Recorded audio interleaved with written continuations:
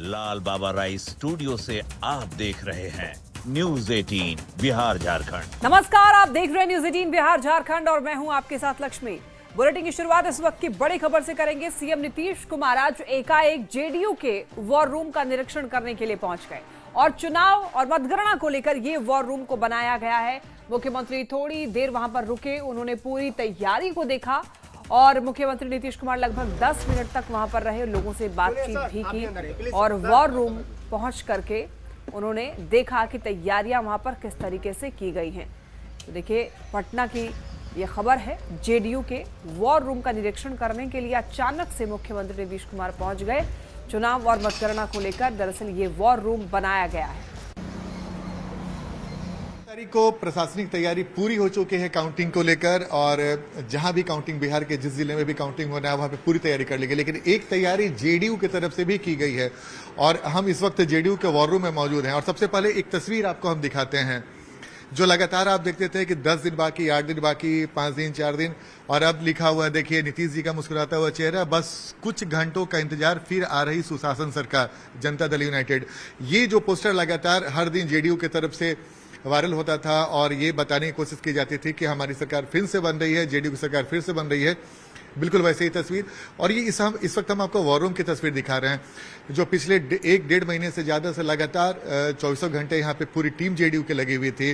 नीतीश कुमार की छवि को कैसे जनता के बीच में पहुंचाना है, कैसे चमकाना है, सरकार क्या कुछ कर रही है, विकास कार्यों की तमाम जानकारियां यहाँ से लेकर और इसे वायरल किया जाता था। इसके अलावा फीडबैक लिया जाता था पूरे बिहार से कि परिस्थितियां क्या हैं, जमीनी स्तर पे क्या कुछ काम हो रहा है, सरकार के जो विकास योजना है वो सही तक पहुंच रही है कि नहीं पहुंच रही है।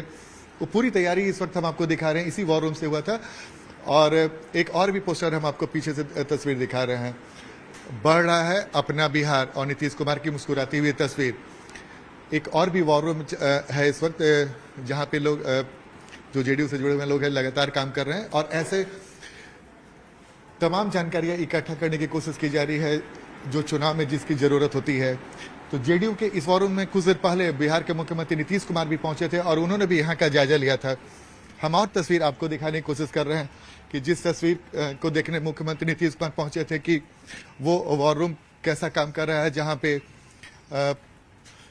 जेडीयू के तमाम जो काम है उसकी जानकारी कैसे ली जा रही है। एक और भी वॉर रूम की हम आपको तस्वीर दिखा रहे हैं और ये तस्वीर देखिए, लगातार जो लोग हैं, सोशल मीडिया की जो पूरी टीम है वो लगातार लगी हुई है और हर एक की जानकारी लेने की पूरी कोशिश की जा रही है।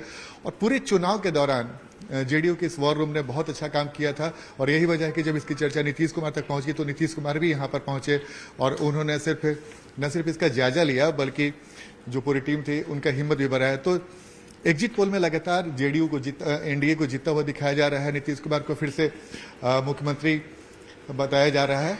तो इससे जेडीयू के जो वॉर रूम की जो टीम है वो भी काफी उत्साहित है। और एक और भी हम आपको तस्वीर दिखा रहे हैं, 1 करोड़ नौकरी रोजगार फिर चाहिए नीतीश सरकार, ऐसे ऐसे स्लोगन लिखे हुए हैं।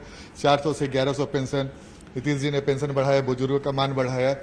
तो ये जो वॉर रूम है ये साफ साफ इशारा कर रहा है। एक बार फिर से हम आपको बाहर से भी तस्वीर दिखा रहे हैं, इस वॉर रूम की तस्वीर। नीतीश कुमार ने जो भी घोषणाएं की उस तमाम घोषणाओं के बारे में इस वॉर रूम के बाहर से लेकर अंदर तक पूरी जानकारी दी गई है। और जो इस बार के चुनाव में जो एनडीए की तरफ से मास्टर स्ट्रोक माना जा रहा है उन घोषणाओं का भी जिक्र है। तो एनडीए की तरफ से, खासकर जेडीयू की तरफ से, इस वॉर रूम ने जेडीयू के लिए काफी महत्वपूर्ण कार्य किया है और यही वजह है कि इस वॉर रूम की चर्चा सुन नीतीश कुमार भी कुछ देर पहले यहाँ पर पहुंचे थे। और नीतीश कुमार जो लगातार कहते हैं 7 सामाजिक पापकांड, जहाँ पे तमाम सरकारी दफ्तरों में भी उसका उल्लेख किया जाता है, उसकी भी जानकारी दी गई है।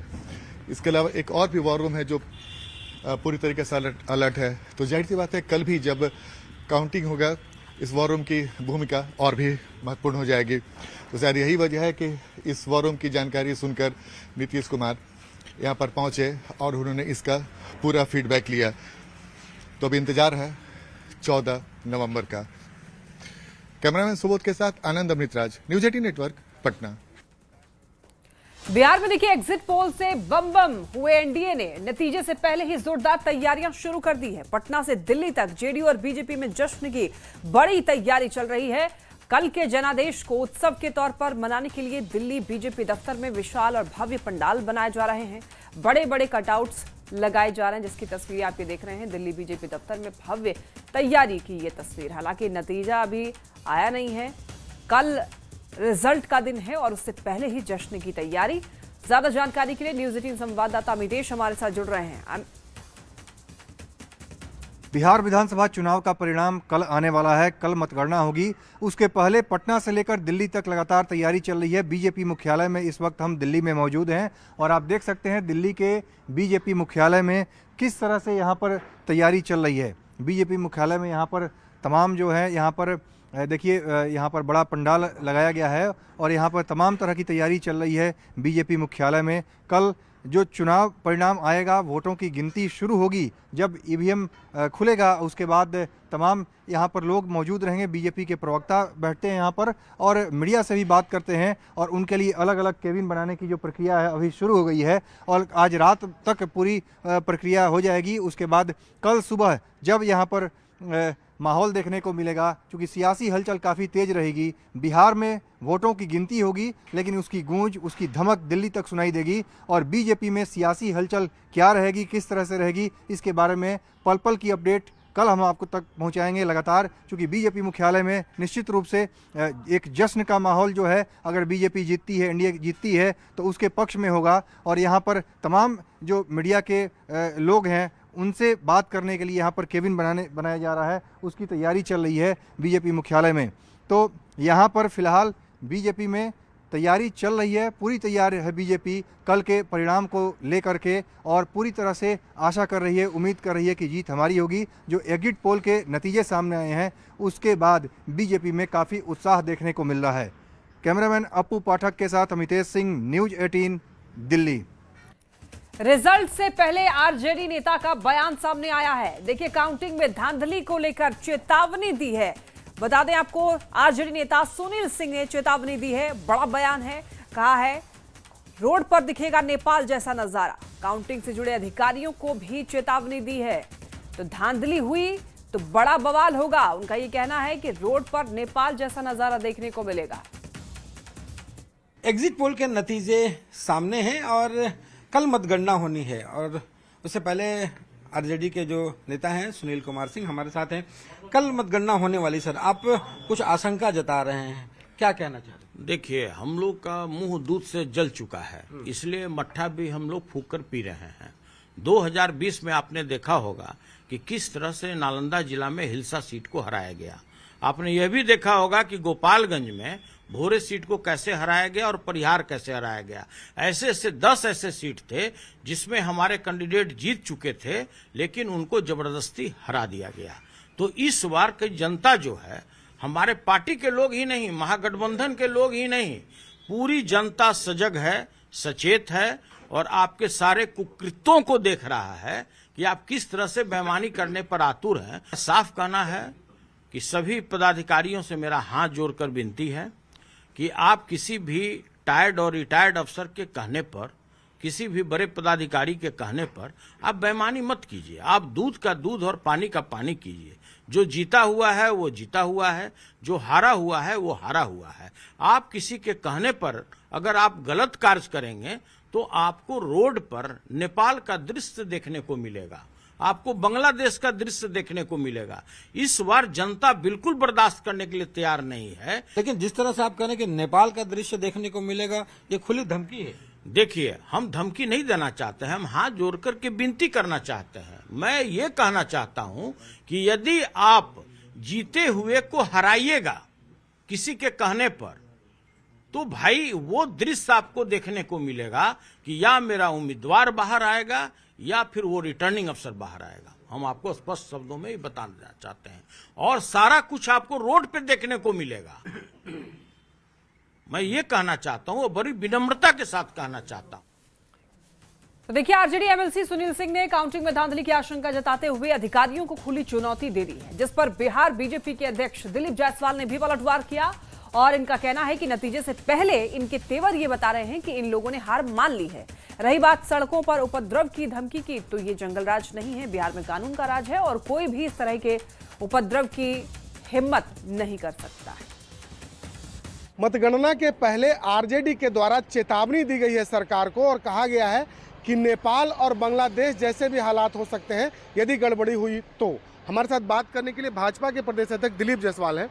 जायसवाल जी, आरजेडी के द्वारा प्रेस कॉन्फ्रेंस करके इस बात का जिक्र किया जाता है कि नेपाल और बांग्लादेश बना दिया जाएगा गड़बड़ी होने पर। देखिए, इस तरह की भाषा का उपयोग करना बिहार के जनता और मतदाता का अपमान है। जब मतदाता और जनता ही एनडीए की सरकार बना रही है तो इस तरह का भाषा यानी खिसियाई बिल्ली खंभा नोचे और इस तरह का भड़काऊ बात करके वो जनता और मतदाता का अपमान करना चाहते हैं। बिहार की जनता और मतदाता ने अपना मत का प्रयोग किया है और एनडीए के प्रति रुझान है। एनडीए भारी बहुमत से सरकार बनाने की जा रही। चलिए बढ़ते हैं खबरों में आगे। तो मतगणना की तैयारी पूरी कर ली गई है। एएन कॉलेज में 5 बजे शाम से कॉलेज की तरफ आने वाली सभी सड़कों को बंद कर दिया गया है। ट्रैफिक डीएसपी ने बताया है कि मतगणना कर्मी मतगणना में भाग लेने के लिए आएंगे, उनके लिए ट्रैफिक की व्यवस्था परिसर की पार्किंग में व्यवस्था की गई है। सामने में तपस्या मोड़ है, इधर बोरिंग रोड के पास जो भी एरिया है, जो मतदान कर्मी है, मतदान में जो भाग लेंगे यहाँ पर जो आपको गिनती के समय में, उनके लिए व्यवस्था किया गया है कि जो पार्क है वहाँ पर अटल पथ वाला जो पार्क है यहाँ पर ऊपर में, और जो सहयोग हॉस्पिटल के पास जो स्पेस बना हुआ है उसमें पार्किंग करेंगे। इधर जो पानी टंकी का एरिया है और तपस्या का, ये दोनों के बीच में जो एएन कॉलेज का परिसर है, इसमें किसी भी वाहन, मोटरसाइकिल, इवन साइकिल तक की भी आने की अनुमति नहीं होगी। देखिए, यूं तो विधानसभा चुनाव के नतीजे कल आएंगे, लेकिन जीत कर आने वाले विधायकों के लिए पहले से ही बंगला तैयार कर दिया गया है कि कहां के विधायक किस बंगले में रहेंगे। वीरचंद पटेल पथ पर बने नए विधायक आवास में विधानसभा सीट के नाम से बंगला अलॉट कर दिया गया है। फिलहाल जितने बंगले हैं उसमें ही यह व्यवस्था की गई है। बिहार विधानसभा चुनाव के नतीजे आने के ठीक पहले सरकार के द्वारा बनाए गए विधायक आवास में इस तरीके का बोर्ड लगा दिया गया है। निर्वाचन क्षेत्र संख्या और उनके विधानसभा का नाम इस पर अंकित कर दिया गया है और वीरचंद पटेल पथ पर बने इन तमाम फ्लैट में इस वक्त इसी तरीके का नेम प्लेट लगाया गया है। पहली बार ऐसी व्यवस्था की गई है ताकि जो विधायक चुनाव जीत करके आएंगे उन्हें फ्लैट के लिए परेशान न होना पड़े। फ्लैट एक बिहार में हमेशा से स्टेटस सिंबल माना जाता है, इसलिए एक ही तरीके का फ्लैट पूरे विधायक आवास जो विधायक कॉलोनी है वहाँ बनाए गए हैं और सबों में इसी तरीके से नेम प्लेट लगा दिए गए हैं उनके विधानसभा के संख्या और उनके विधानसभा के नाम के साथ। तो कुल मिला के कहा जा सकता है कि विवाद न हो, विधायकों में फ्लैट को लेकर के कोई परेशानी न हो, मारामारी की स्थिति न हो। इसको देखते हुए तमाम जो आवास है एक एक करके सब में नंबर दे दिए गए हैं और उनके विधानसभा के नाम भी अंकित कर दिए गए हैं ताकि जो उम्मीदवार चुनाव जीत करके आएंगे उनके लिए फ्लैट सुरक्षित रहेगा। शैलेंद्र, न्यूज़ 18 पटना। देखिए, बिहार चुनाव के नतीजे भले ही कल आने वाले हैं, लेकिन पटना में उम्मीदवारों ने अभी से ही मिठाइयों के ऑर्डर देना शुरू कर दिया है। जिन उम्मीदवारों को उम्मीद है कि उनकी जीत सुनिश्चित है, उन्होंने पटना के हनुमान मंदिर के पास में मिठाई दुकानदारों को अभी से ही ऑर्डर दे दिए हैं। देखिए संवाददाता विनीता मिश्रा की रिपोर्ट। राजधानी पटना में जश्न की तैयारी साफ तौर पर नजर आ रही है। बिहार विधानसभा चुनाव के मद्देनजर कल का दिन महत्वपूर्ण है। कल वोटों की गिनती होगी और उसके लिए बड़ी मात्रा में मिठाइयों का ऑर्डर भी दिया जा रहा है। यहाँ देख सकते हैं कि कई प्रकार के जो लड्डू हैं वो बनवाए जा रहे हैं और ये दुकान महत्वपूर्ण है क्योंकि पंचरूपी हनुमान मंदिर है, बजरंगबली का आशीर्वाद भी मिलेगा। यहाँ मिठाई का ऑर्डर भी दिया जा रहा है ताकि यहाँ से मिठाई लेकर भोग भी लगाएं और जीत का जश्न भी बनाएं। कई प्रकार के लड्डू बन रहे हैं चुनाव के लिए। में खास करके तो लोग यहाँ बेसन और बूंदिया का लड्डू का ज्यादा डिमांड किए हैं।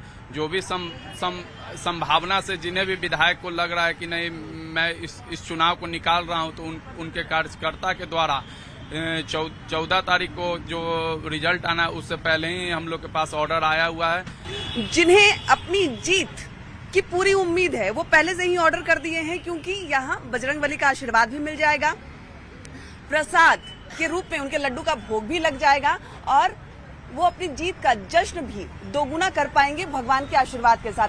कैमरामैन अजय दुबे के साथ विनीता मिश्रा, न्यूज़ 18 पटना। मुजफ्फरपुर के अहियापुर में बाजार समिति में मतगणना केंद्र बनाया गया है और यहां जिले की सभी 11 सीट की वोटों की गिनती होगी। सभी विधानसभा सीट के लिए 14-14 टेबल लगाए गए हैं। जिले में कुल 130 उम्मीदवारों की किस्मत का फैसला होना है। बिहार विधानसभा चुनाव के रिजल्ट का इंतजार अब धीरे धीरे खत्म होने लगा है। अब कुछ ही घंटों में मतगणना की प्रक्रिया जो है वह शुरू हो जाएगी, यानी 14 नवंबर को मतगणना शुरू हो जाएगी सुबह 8 बजे से। और ऐसे में इसको लेकर मुजफ्फरपुर में भी तैयारी पूरी हो चुकी है।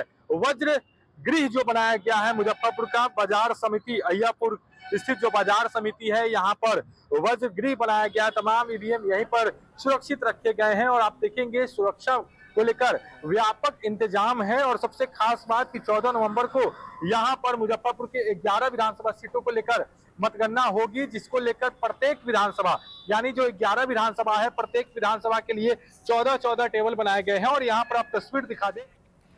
यहाँ रुक एक छोटे से ब्रेक के लिए जल्द लौटेंगे।